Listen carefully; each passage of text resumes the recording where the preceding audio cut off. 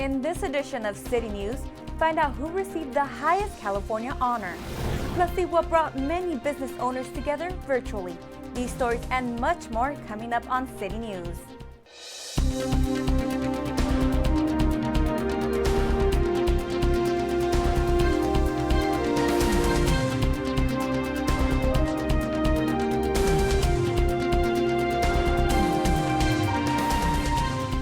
Hello and welcome to City News. I'm Jennifer Murillo. A Hawthorne police officer was chosen to receive the State of California Governor's Public Safety Officer Medal of Valor Award. We bring you more from the virtual ceremony. Hawthorne police officer Jose Gomez was responding to a call on April 7, 2019, when he was shot in the leg by a suspect using a rifle. He has spent almost 2 years recovering and in therapy. For his heroic actions that day, he was selected to receive this great honor. I'm extremely humbled and honored to represent the city of Hawthorne, the police officers that work at this city, and everybody that was at that incident that day. As a police officer, I know the stuff that we respond to on a daily basis, my partners and I. So just knowing that his mental state and how he was able to handle that kind of situation is just absolutely amazing. This is the highest state award given to public safety officers for their extraordinary valor above and beyond the call of duty. I was there that day. I saw what he did that day, and for me, he's a hero that day. After being shot, he's telling us what to do. I'm completely, obviously honored and just amazed at his heroism, his determination, his drive, and I think he's definitely deserving of it. His road to recovery has been long, but Officer Gomez says he is happy everything worked out and nobody else got hurt. I'm excited. I just want my life back. It's been, like I said, a long struggle for my family, myself, and everybody that supported me. Sometimes I thought about maybe not coming back, but this is something I always wanted to do, and I love this city. I love the citizens. Officer Gomez also says he is grateful to everyone who has assisted him throughout his recovery, and he will be returning to work next month. In 2020, Officer Gomez was also a recipient of the South Bay Medal of Valor. For more information, visit the state website at www.medalofvalor.ca.gov. Many Americans may be feeling hopeful as the COVID vaccine is now being administered, but there are some that are apprehensive. Today we have with us Dr. Joe Nakagawa to help us break down some of the myths. Hi, Joe. Thanks for having me. The vaccine is being given in phases and started with first responders. Can you explain the vaccine to us and what it's made of? So there's actually 2 vaccines on the market which are approved by the FDA, and one is made by Pfizer and one is made by Moderna. Most people will probably end up getting the Moderna, but depending on where you get it, you may get the Pfizer as well, but they're very similar. Now, they're actually a new type of vaccine, which is one of the reasons that people are a little bit uncertain about it, but they're based on something called mRNA, which is it's genetic material, but it's not really the same that your cells use to do their thing. It's basically kind of an artificial DNA type of thing that they inject into people, which asks your cells to make the virus protein temporarily, so your body can have a reaction to it. So it's composed mostly of something called mRNA, and then the other stuff that's in the vaccine is basically mostly preservatives and things that stabilize it so it doesn't break down during transport, because the mRNA is actually very volatile and doesn't last very long. What are some questions that you may want to ask your doctor before considering one of the 2 vaccines? These vaccines are extremely safe. They're actually probably safer than most of the vaccines that we've all received growing up. Now, because they were developed relatively quickly, they weren't tested on every single type of person who may get it. So for example, they're not actually FDA approved for little kids. So for the Pfizer, they're only approved for people who are 16 and older, and Moderna is only approved for people who are 18 and older. So if you have children who are less than those ages, they're not really able to get the vaccine. So pregnant women, that's also another group that wasn't really studied. There hasn't been any evidence that it's dangerous in pregnant women. So it's a discussion that every woman may want to have with their OBGYN doctor And the American College of Obstetricians and Gynecologists doesn't have a firm stance either way. But in general, they don't see any harm in it. But again, that's a very personal decision that everybody will have to make. How effective is it said to be? Everybody recommends people get the vaccine. They're extremely effective. They're way more effective than any other vaccine we've ever developed. So they're probably on the order of 92, 93% effective, which is much higher than, say, a flu shot or like a measles shot. So they are recommended for everybody. And even people who've had COVID in the past, they should get it as well, because people aren't sure how long the antibodies from getting COVID last. So it's almost like a booster shot. So you're protected for at least another year. Anything else you want to add, or where people can find out more information that's available on these vaccines? Vaccine is very effective, and we recommend everybody get it. There's been some side effects that you've probably heard about in the news, but if you look at the 4 to 5 million people who've had the vaccine already, the percentage of people who've had a problem is extremely low, lower than most other vaccines. And if you do get the vaccine, it will prevent you from getting COVID, or at least a serious case of the COVID, which will put you in the hospital. Now, if you get COVID, there's a 10% chance you're going to get sick enough to end up in the hospital, and a 1 to 2% chance you'll die. So if you look at the chance of having a bad reaction to the vaccine, it's infinitesimal compared to that. So if you play the odds like you're in Vegas, you should probably get the vaccine. Thank you so much for joining us and sharing your knowledge. The City of Hawthorne has reopened the Emergency Rental Assistance Grant Program to Hawthorne residents. The program provides rental assistance of up to $1,000 for up to 6 months to renters that meet income requirements and who can prove to have delinquent rent due to COVID-19. The owner of the property must be willing to participate. For more information or to apply online, visit the city website at www.cityofhawthorne.org/ERAG. Mayor Pro Tem Olivia Valentine hosted the 2021 Hawthorne Business Expo virtually. Ernesto Giles has more. The virtual town hall brought local businesses together for a program that focused on businesses' survival and growth.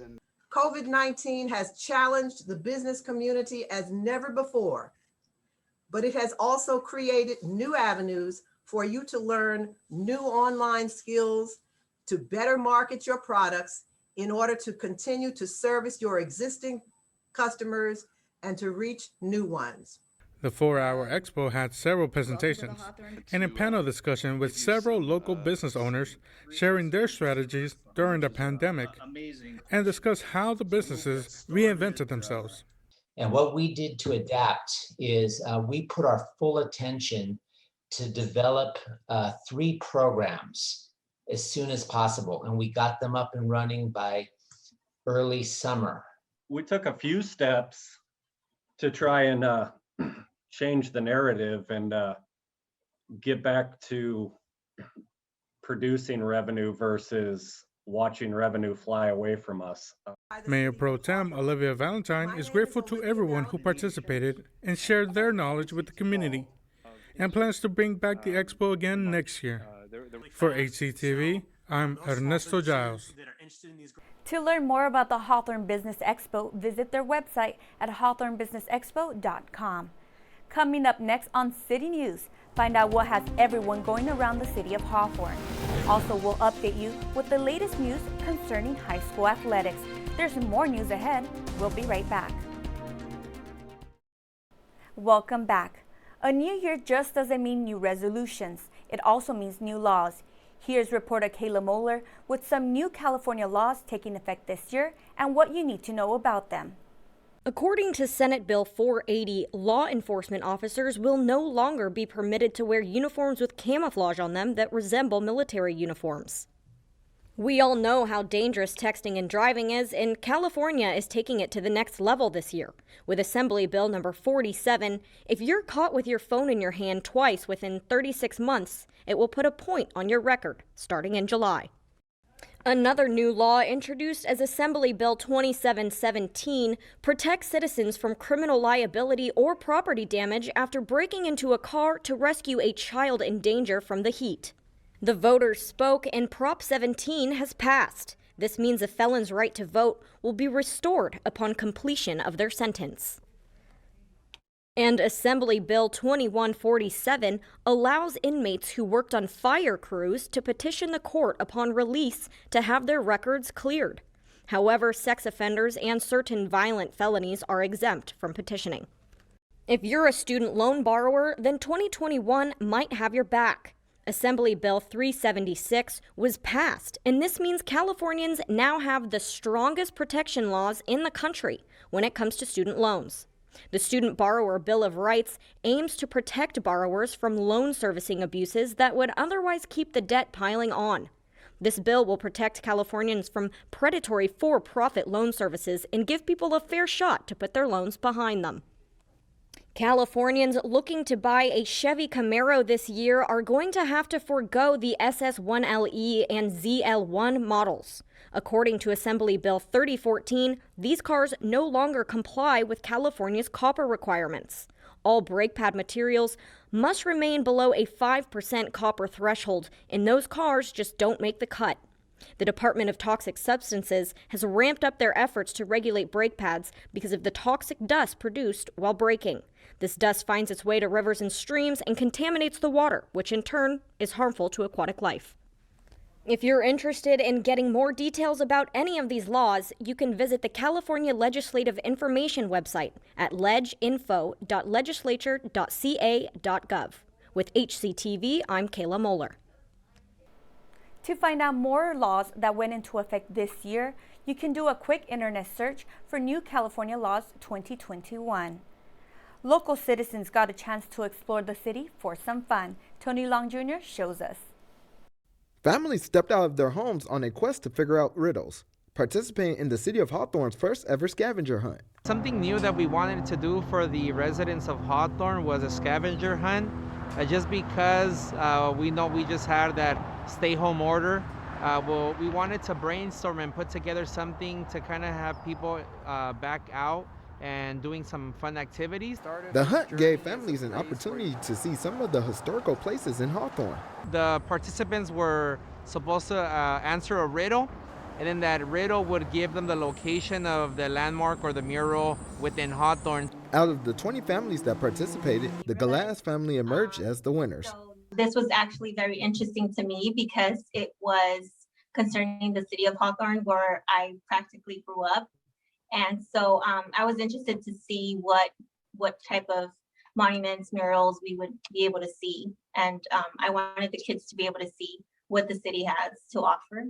Participating in the scavenger hunt even gave Cynthia's son, Ezekiel, some inspiration for his future when they visited one of the sites.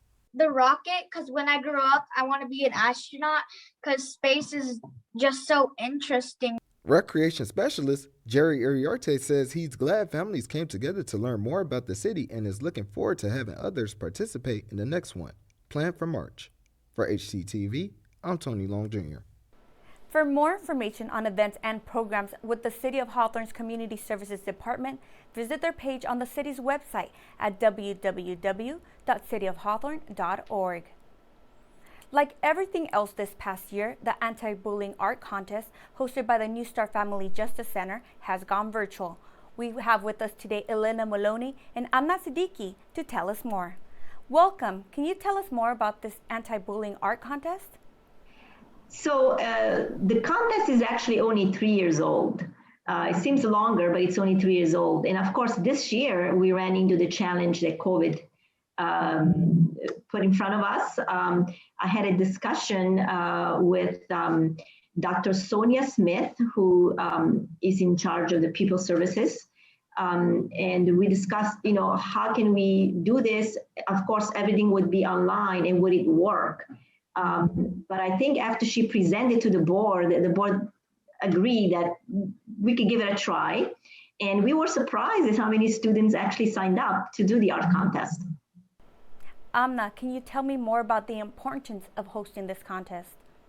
Yeah, it's really important here for us at New Star and as well with the school district to host this contest, because it's really an opportunity for the students to realize how impactful our words and our actions can be, like for themselves and towards others.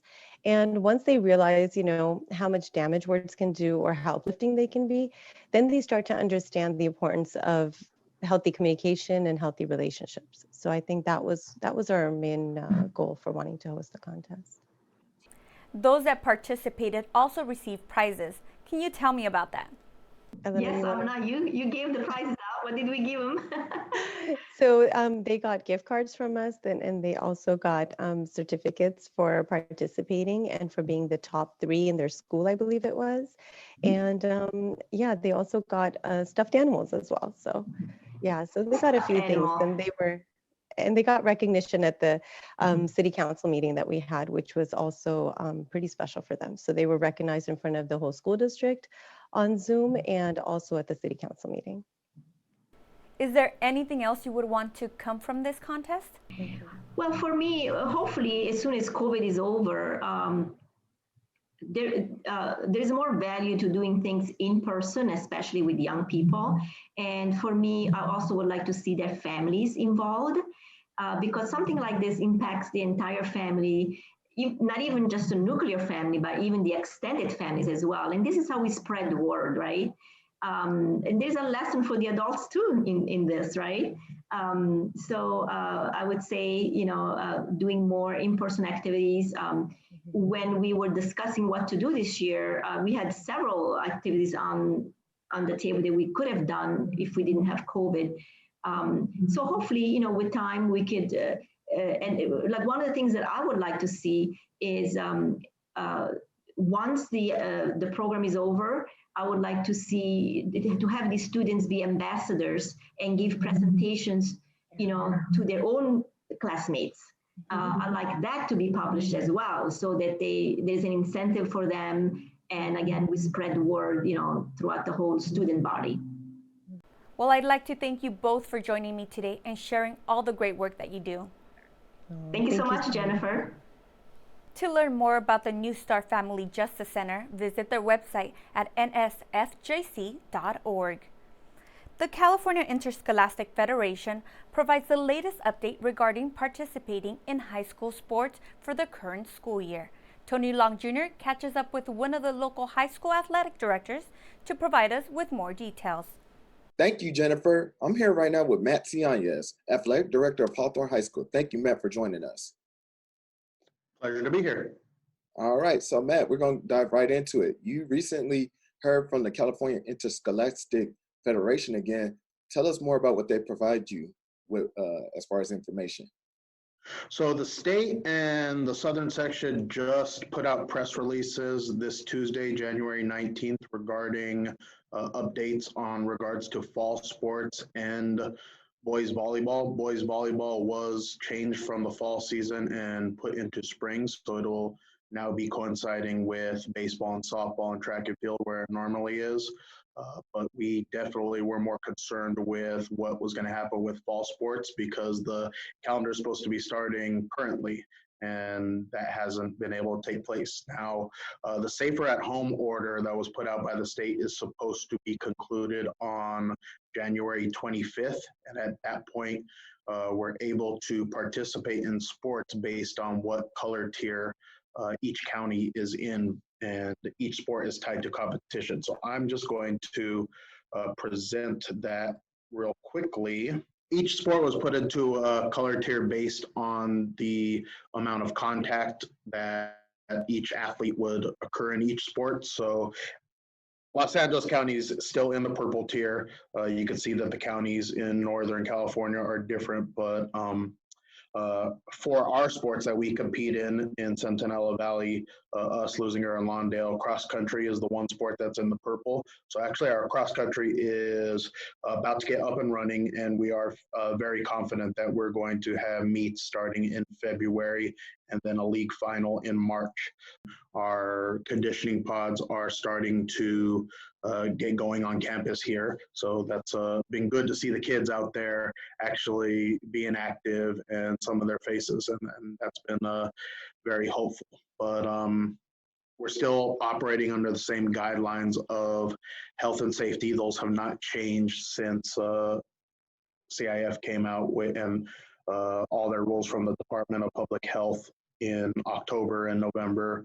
So we're still operating under pods of conditioning of less than 12 players, and they're still keeping socially distanced and wearing their face masks at all times when they're on campus.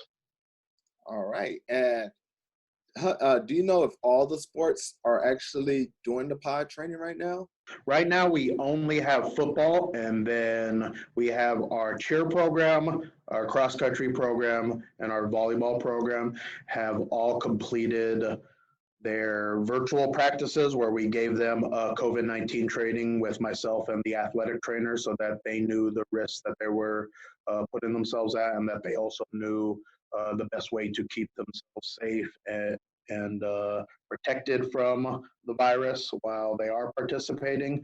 But as soon as we have enough players that are able to get fully cleared with their physical, then they're going to be joining their own athletic pods with their coaches as well. Physicals have been very difficult to come by, though. Well, thank you, Coach, Mr. Cianes, for providing us with this information again. And hopefully soon we'll have sports going again, especially if it's in a safe environment. Definitely. We're looking forward to that as well. And like I said, cross country is definitely going to happen, and we're very hopeful on baseball and softball.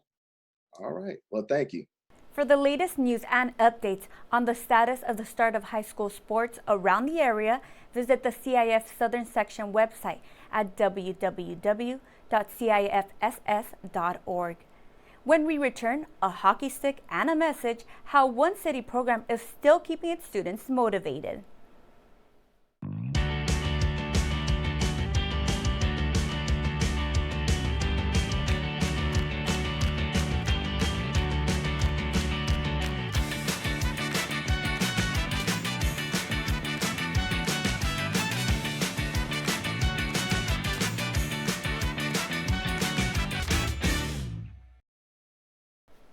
Reporter Kayla Moeller visited Common Space Brewery and talked to them about what they're doing to give back to the community. While their doors have been shut to beer lovers, they stayed open for blood donors. Common Space Brewery has decided to utilize its huge space for the common good. It was originally a customer's idea to make use of the tap room during the pandemic to partner with the Red Cross. That was now about a year ago, and Common Space Brewery has held more than 10 blood drives on their property. We knew we had the space, but we weren't allowed to have people in for beer, and we knew there was a crisis, so we looked at how we can help. And so we decided to reach out to the Red Cross through one of our good customers, turned us on to them, and we could still have Common Space. A big part of Common Space Brewery's brand is giving back. COVID has taken a toll on their business, but they're still doing whatever they can to help their community. Philanthropy is very important to us. We don't have a lot of money. Times are very tough across the board for everyone, including our business. But getting creative, things like our space. We have our space, and giving that to the Red Cross. While opening up their space to blood drives, they aren't forgetting about COVID precautions and are making sure blood donors and their staff are safe during their visit. Blood donor ambassador Margie Pershey described the extra safety measures they've been taking. Number one, making sure we get a temperature from everyone who enters the facility. So not just the workers, not just the donors, but anybody that enters the facility. If you're picking up, if you're dropping off, you have to be temped. Second of all, we sanitize services constantly. I joke with my family that what I do most at Red Cross blood drives and in the donor centers is clean. Anyone who donates blood is also offered discounted beer. This is what incentivized Gunnar Hinson to donate his universal blood, and he's a loyal customer to this philanthropic brewery. Oh, I think it's awesome. They have a good-sized space, and I feel like they reach out in so many different communities, whether it be comedy, donating blood, fundraisers, everything like that. So they definitely give back to the entire community of Hawthorne. Common Space has done more than just blood drives. They've also contributed to equal-justice efforts and food drives. They've even made a beer that raises awareness about how a little money can go a long way when donated to a food bank. It only takes $25 to feed 100 people if you give the food bank $25. That absolutely blew our minds, and we needed to tell people that that's a real thing So we did it by creating a beer called 25 equals 100. Ryan Filippini says the feedback from the community has been extremely positive and it's motivating people to help. We're not unique in these pursuits, but we sure are behind them. And we'll continue to support people and be there for the community. If you're interested in being a blood donor, you can visit the Red Cross website and check their calendar. With HCTV, I'm Kayla Moeller. Common Space Brewery is located at 3411 West El Segundo Boulevard and is open for outdoor dining. Making sure every girl is seen and cared for, that's the mission of the Power Project. While they usually do that through in-person hockey practices, HCTV's Lauren McKay explained how the coaches have found creative ways to keep the girls engaged during this pandemic. Keep pushing though, you got it. Wow, the pandemic. That threw a wrench in everything. Practices and mentoring sessions all put on hold. We're used to having one-on-one classroom time with these girls. We're used to being able to be out on the ice. We need to keep these girls active. We need to keep engaging with them. Because going out on the ice and going out there, sometimes us cheering them on is the only positivity they get for the week. So the coaches have had to get creative, finding new ways to keep the girls engaged and show they still care. All right, guys, while we're waiting, what'd you guys think of Coach Taylor's workout? What was the best part of her workout, guys? Feeling the burn. Feeling the burn. So the solution is Zoom. Thank goodness for Zoom. You know, so we call and we do wellness checks on the girls. We've been doing workouts on Wednesdays, and then they get to see all their friends. It's on the screen, but hey, it's better than nothing. You know, we also have stick time. For now, this is keeping their skills and their spirits up. We're gonna start in the front, start here, bring it over to the side. But where they go from here, it's a tough call to make. It's hard to make plans right now because we don't know what's going to happen right now. We can only pray that this will be over soon. The plan in the future for Power Project right now during the pandemic is we're going to keep trying. Trying for success. For HCTV, I'm Lauren McKay. Be sure to keep watching HCTV for our ongoing series on the girls in the Power Project. Congratulations to reporter Dani VO. Dani has accepted a job at KWWL in Iowa after working with HCTV for the past year. We wish her all the best, and she will be missed. Keep it right here on Channel 22 for these future city news stories. Learn about a Hawthorne resident that turned 100 years old and who was chosen as School Counselor of the Year. That does it for this edition of City News. Thanks for watching. If you have any story ideas, please call us at 310-349-1630 or email us at hctv@hawthorneca.gov. Don't forget you can watch City News online on YouTube by searching Hawthorne Community Television. Thank you for watching. We'll see you next time.